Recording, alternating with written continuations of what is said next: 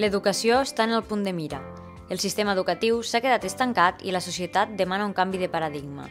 Mentre esperen una alternativa, molts educadors i famílies han decidit actuar per compte propi, descobrint noves metodologies, des del treball per projectes fins a la visió de l'educació lliure. A Catalunya ja són més de 300 els centres que s'han adherit a la xarxa de l'Escola Nova 21 i una vintena de projectes els que aposten per altres metodologies emergents, uns enfocaments que prometen trencar amb la tradició i marcar un nou camí per a l'aprenentatge.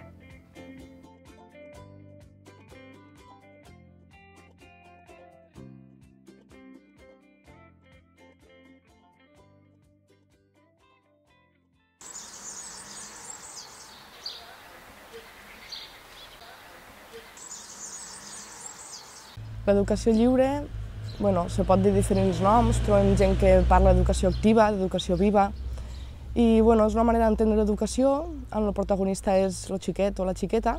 Se basa en diversos referents teòrics, en diversos autors, com Montessori, de Crowley, Freinet. Podem dir que és una manera d'entendre l'educació on ens centrem en el desenvolupament de l'infant, el desenvolupament de les persones, des d'una mirada neta, sense judicis, acompanyant en respecte, en amor, donant llibertat, però posant límits.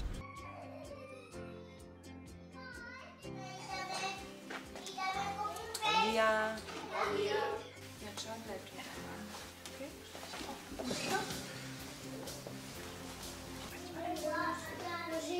Jo estic supercontenta que hi hagi una educació lliure i Gerard ja és el segon any que està aquí al niu. Hi ha un respecte enorme, vull dir, no hi ha crits, no hi ha obligacions, però hi ha límits, que això és bo. Tenim que tindre tot això per anar a la Hakita. Si tu no vols compartir llibres, pots guardar el teu calaix i el rato que vols compartir el pots treure. Decent, Jaume? Sí? D'acord. I és veritat que l'educació que hi ha, no m'agrada, ja per l'edat que comencem som massa petits, trobo que tenen edat de jugar, no tenen edat d'estar sentats, no tenen edat d'estar en fitxes, no.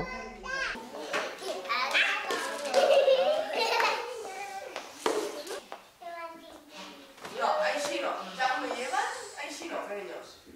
Els que estan a l'exterior potser ens miren una mica raros, diré.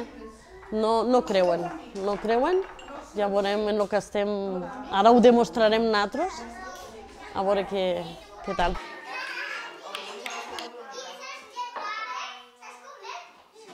Jo estic aquí com a acompanyant, vull dir, i això també és un privilegi, poder seguir el teu fill, veure com actuen els altres nens, veure com va el projecte.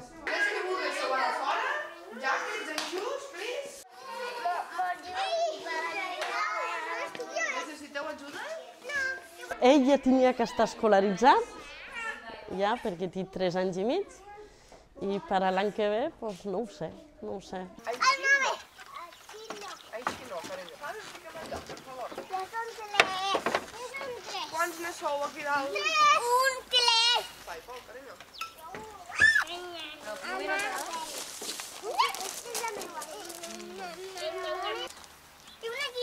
I una aquí. Algú s'ha menjat la fulla, trobeu? Sí. Qui trobeu que ha pogut ser? Jo no. El què? Jo no. Pol no. Jo tampoc. Ha sigut una com mia. Una girafa. Una girafa, diu Gerard, potser. Tu qui dius, un oso? Un oso. Jo. Un dinosaurio. Un dinosaure, I potser. hi ha un cocodrilo. Un cocodrilo? Però escolteu-me, tenim cocodrilos, ossos, girafes, no tenim aquí al niu? L'escola tradicional, jo com a mestra d'educació infantil, veig que el model d'escola tradicional i que portem arrastrant des de fa molts anys cap aquí, de cap manera se centra en el que són necessitats dels infants, de les persones, no se centra en acompanyar els processos de desenvolupament. I és un model que ha tingut la seva funció, però per al meu gust no ajuda i no col·labora, no promou que les persones s'escolten, estiguen connectades, se respecten. He trobat pelles. Jo també. Donem espai, vale? Necessites bracet? No. Quan hi ha algun conflicte entre les parts, ho acompanyem intentant en tot moment que puguen agafar autonomia i que puguen ells mateixos ficar-se els seus límits. Això de tu sí, tu no, no ho vull sentir més del límit, d'acord? Així no respectem. Podeu demanar espai, però això sí, tu no, així no ho diem. El que fem cada dia, les arribades són relaxades, des de les 9 del matí fins a les 10:30 aproximadament, van arribant els xiquets i les famílies. Les famílies se poden quedar un ratet si ho necessiten o si volen marxar, això depèn de les necessitats de cadascú.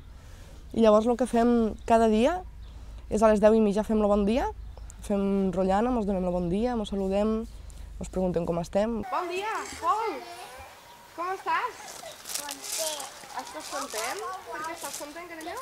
Després, a les 11 aproximadament fem l'esmorzar, elles ens ajuden a preparar-ho i a traure-ho, i esmorzem sobre les 11 i han acabat a les 12, 12 i quart fem l'hora del conte. Cada xiquet i xiqueta pot decidir si vol col·laborar. Va arribar un cor que es va col·locar a l'altra banda de la poma.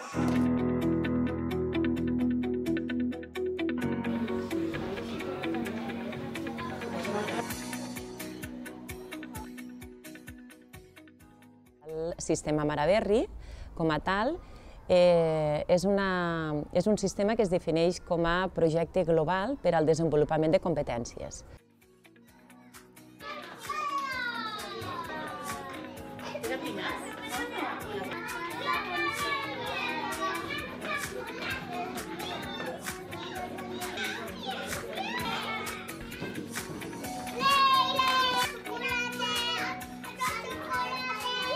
Nosaltres iniciem el sistema Mare Berri ara fa 3 cursos, en el curs 2015-2016, però prèviament l'escola masclariana va començar amb una metodologia tradicional.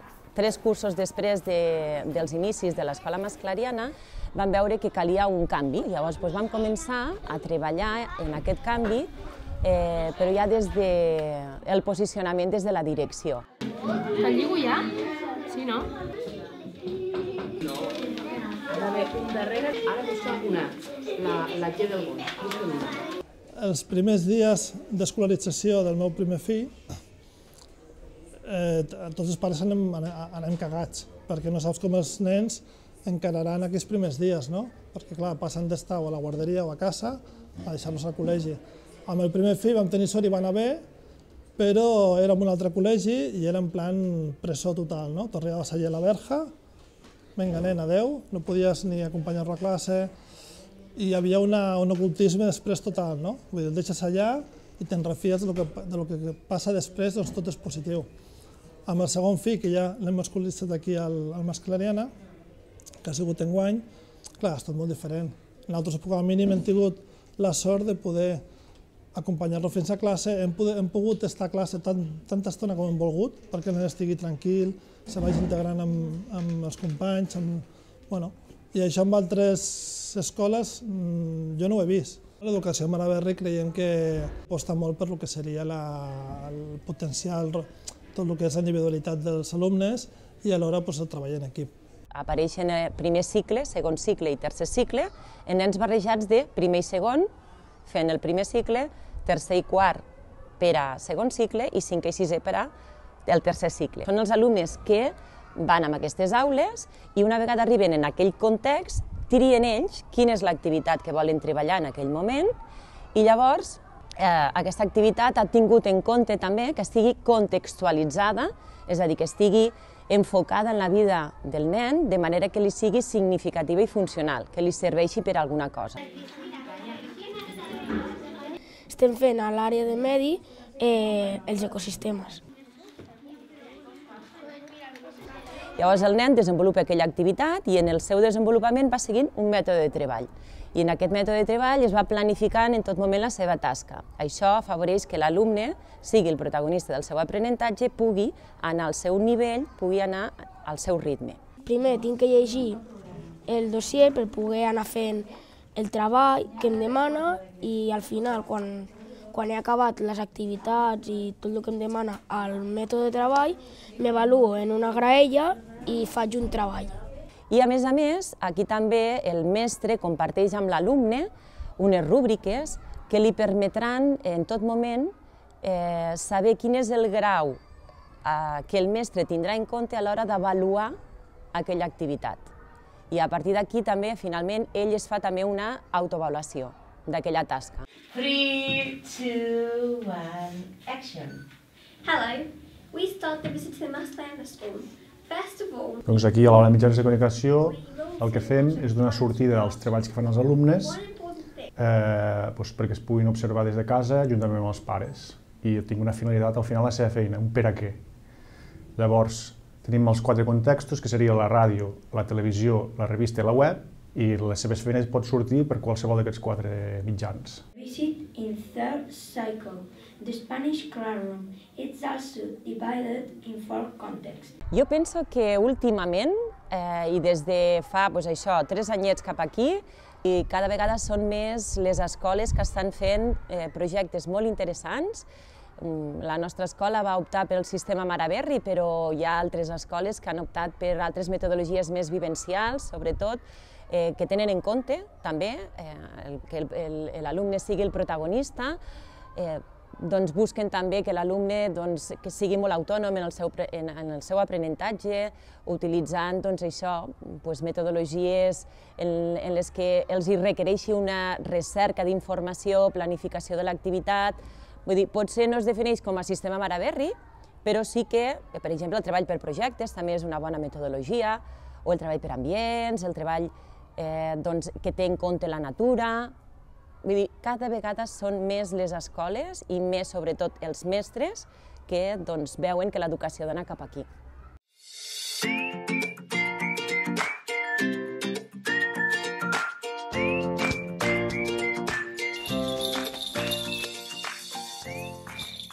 L'Espai Tatakua és un projecte col·lectiu on totes les persones que formen part, tant persones adultes com infants, estem en un procés d'aprenentatge actiu, vivencial, on tot el que ens passa ens serveix per a créixer en una mirada de respecte i, sobretot, respecte cap a les persones que formen part d'aquest projecte, respecte a l'entorn social en què convivim i respecte a aquesta natura que ens acull i ens dona vida.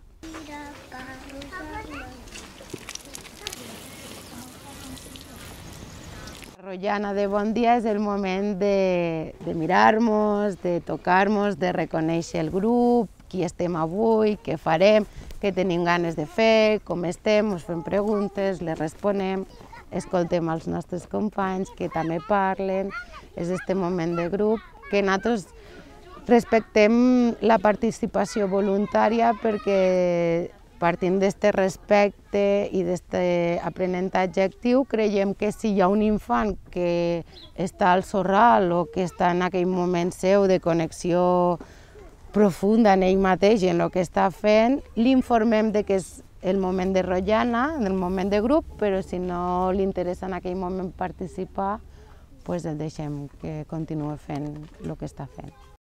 Anem a preparar l'esmorzar, sí? I cantar moltes felicitats! Ai, ja m'he embrutat. Digues. Falta una. Yeah! Una. Dos. Tres. I quatre. Ens situem en aquest espai natural, aquest entorn naturalitzat, i per això creiem en els aprenentatges naturalitzats, on la natura forma part quotidianament dels aprenentatges. Aquí, en el nostre dia a dia, apareixen moltes coses de la natura que ens provoquen una emoció d'aprendre, com pot ser una papallona, o pot ser una oruga, un gusano, o elements de la natura, les pedres, la terra.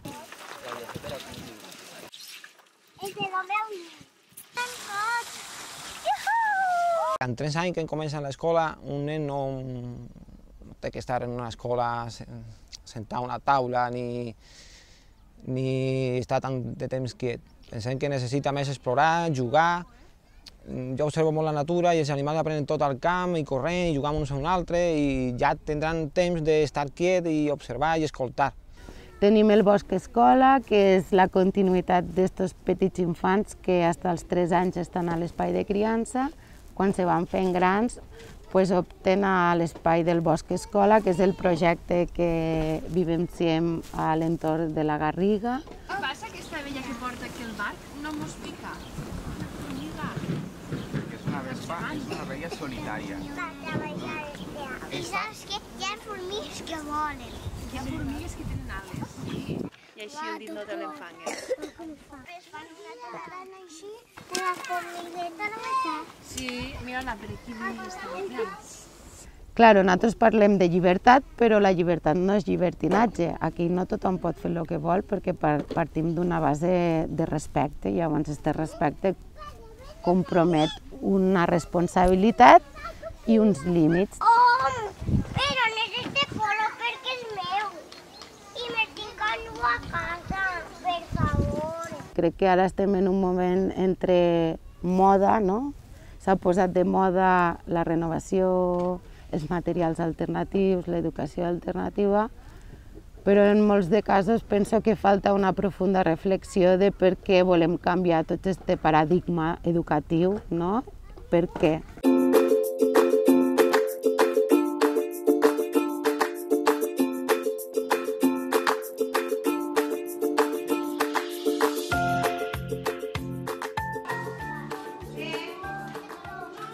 A l'escola, potser el que ens diferenciaria d'un altre tipus d'escola és que no treballem en llibres de text i també fem un aprenentatge més transversal, que vol dir que no està partimentat en diferents assignatures. El nostre horari no és de 9 a 10 matemàtiques, de 10 a 11 llengua, sinó que intentem que tot estigui integrat. Tenim un espai que és aula, que aula seria l'espai on se fan projectes, on se fan activitats matemàtiques, activitats lingüístiques, seria una mica tot això. Llavors tenim també l'espai de racons, que racons és ens trobem ens ajuntem els xiquets de quart, cinquè i sisè, i hi ha 10 espais, on a cada espai hi ha un tutor en una proposta, tipus taller. Jo, per exemple, estic a la fusteria. Llavors els xiquets venen xiquets barrejats de quart, cinquè i sisè i allí desenvolupen un petit projecte, a la fusteria per exemple desenvolupen un petit projecte on tenen que dissenyar un objecte i l'han de construir en fusta. Fem un disseny i llavors nosaltres allí tenim totes les medides i tot i allí i abans d'allí comencem a fer la construcció que volem fer. Però sempre... Nosaltres hem decidit un patinet.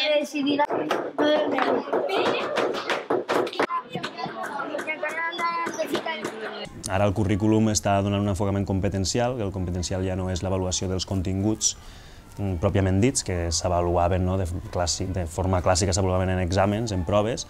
Les competències tenen que s'avaluen en activitats on veus els xiquets actuar i aprendre i fer. Llavors els racons són un bon espai, per exemple, per avaluar determinades competències. Una de les coses que fem és el treball per projectes. El treball per projectes és un treball molt significatiu per als xiquets perquè surt de la seva necessitat. I a partir d'un tema que ha sortit a l'aula o d'alguna cosa que a ells els interessa, comencem tot un procés d'aprenentatge.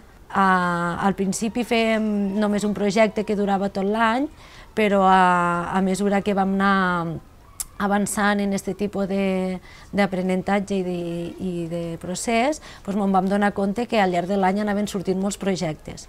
I ara una mica hem convertit, abans era un projecte d'aula i ara sempre diem que és una aula plena de projectes.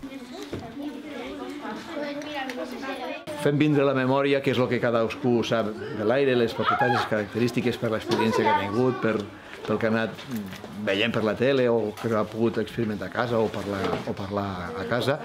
I després comencem a proposar activitats en les quals, per una part, nosaltres observem les propietats de l'aire, diferents possibilitats, I al mateix temps també estem mirant a veure la forma en què treballen els científics, sobretot en el moment de que tot el que nosaltres realitzem és primer fruit d'haver observat alguna cosa i fer-nos preguntes.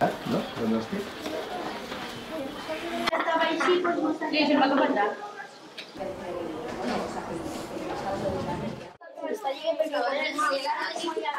El dia de l'actuació, posar-te la grapa.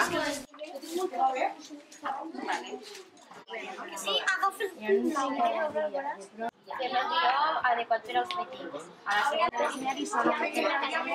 llavors entra... En cada racó fem 3 sessions i aquest racó és el de teatre.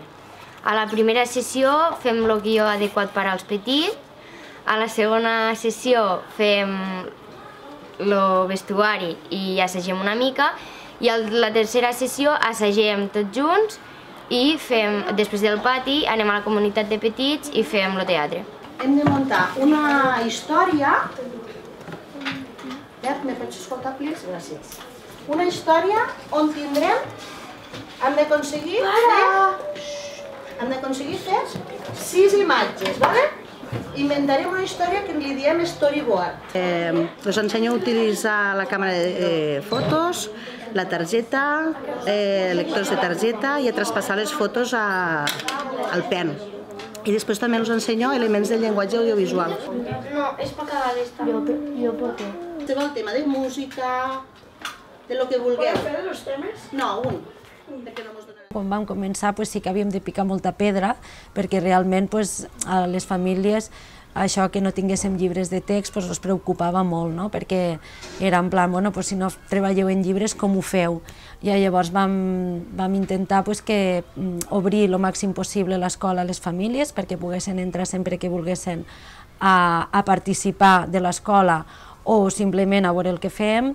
També vam fer blogs, cada classe tenia un blog i anàvem penjant tot el que fem, i també fem 2 reunions d'aula. Nosaltres vam triar aquesta escola perquè ens havíem assabentat, havíem parlat amb altres pares que teníem d'amics que era un tipus d'estudi diferent. Ella ja va anar des de petita a una llar d'infants que el sistema era completament diferent, no era la típica llar d'infants, en uns altres valors i en una altra forma d'ensenyar i d'ajudar-los a desenvolupar per a la vida i tal. I parlant amb els amics estos, ens van explicar moltes coses que feien aquí, vam vindre a la reunió, ens va agradar molt tot el que els feien per aprendre això, a començar a caminar per aquest món, diferent completament del sistema d'estudis de tota la vida, i vam apostar per aquest ensenyament. Al principi no t'he de negar que teníem tots els pares les nostres cosetes, una cosa era infantil, P3, P4 i P5, que al cap i a la fi venen a relacionar-se i aprenen, sí que aprenen, però és una història diferent, però una vegada comencen primària, clar, el tema de que no fan exàmens, que els altres a la millor estan fent exàmens i ells no en fan, parles entre les altres escoles, al principi sí que et fa dubtar una mica. Però a mesura que els veus evolucionar en ells, veus que no, veus que aprenen igual que els altres i que al final de cada cicle els objectius i les matèries s'han complert i tenen moltíssimes més eines, moltes més que les altres escoles públiques. Les famílies, les que venen últimament, sí que te demanen un altre tipus d'educació. O sigui, no és que els hagis d'explicar, sinó que t'has de justificar, però d'una altra manera, en plan, no, que sí que ho fem, que fem el que diem, no? Perquè ja ha sortit bastant per mitjans de comunicació, l'Escola Nova 21 ha fet molt d'auge en aquest tema i moltes famílies ja s'ho creuen i pensem que la gent que ve aquí ja sap el que ve. Cada vegada són més les escoles que tant de forma pública com privada utilitzen noves metodologies. Estem en un moment de canvi, en el qual l'educació evoluciona amb la societat. Ara el repte el tenen les institucions, els educadors i les famílies per decidir si deixen volar l'educació.